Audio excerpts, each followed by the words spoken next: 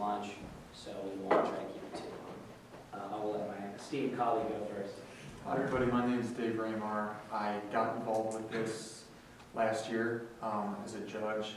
I worked with the former coach of Case Western, and he got me involved, introduced me to this, so I'm enjoying it. This is my second year here. So thanks again for coming and doing this. This is really good. I enjoyed it. I enjoyed both teams. I thought overall it was well done.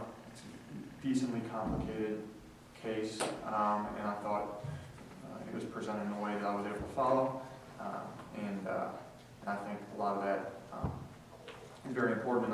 You can be lost, not seeing the forest through the trees type thing. So it was clear, it was great. I thought there were some instances where I could have used maybe the space a little better or loosened up, I suppose.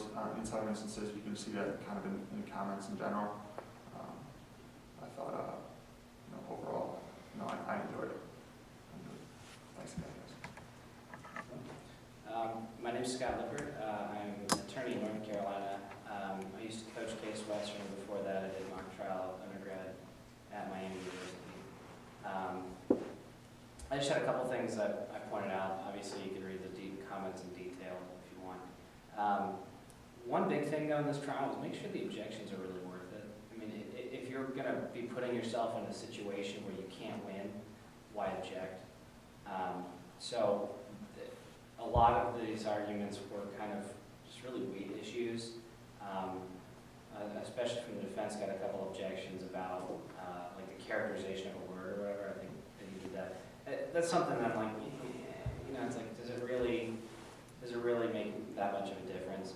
And so I liked very much the arguments about whether like the expertness of the officer and things like that. And those are really the meritorious arguments where you're going to get all those points when you cite the case law, when you go to all the intricate rules, even the hearsay stuff with Poole. Those are very, very worthwhile arguments to have. But the weight stuff, I just read your judge, and clearly I didn't really care about the little stuff. I didn't want to hear those arguments too much.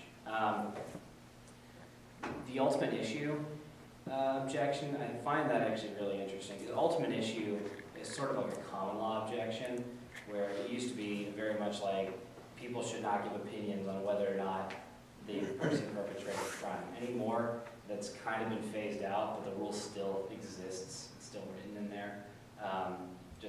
But it's very unhelpful. It's very unclear. So I think a better way to approach it is with 403. It's just substantially more prejudicial and probative to have an expert conclude something that's really for the jury to do. And I think that would have made a better objection argument.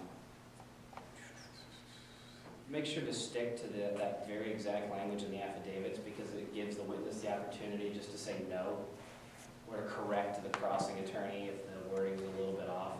That only happened a few times, but it just ruins flow, if nothing else. Try to stick also to the characterization that the witness uses. That way they don't keep disagreeing with you through the rest of your line of questions. I was pretty generous on objection rulings. I disagree with myself on a few of them, but sometimes I just want to see what you guys will say to each other to see what rules you'll go to, that sort of thing. Let's see. Yeah, the Poole hearsay stuff, is coming. So there is no reason you guys shouldn't have 804 language memorized so well to go ahead and try to work your way around that. It was cited, it was used, but when you can use the exact language of the rule, I'm more inclined to rule in your favor. Just like when the 8033 thing, the rule specifically said intent, plan, or motive. And that changed my mind. I think the real federal rules of evidence doesn't have the parentheses that outlines it like that. And so initially I was inclined not to. So it's very good to make sure you know the rule better than your opponent and use it to your advantage. And the only last thing I want to say is the questions have no assertion. There was a case a while ago where things really boiled down to someone like shouting a question. And so then the big thing is, well, is the hearsay? Is it the truth of the matter asserted? And this is a case a couple of years ago. And I tend to be the school of thought that questions do have assertions. The questions are just as powerful, if not more powerful, than most statements. And the reason being is they reveal motivation, they reveal what the person's thinking.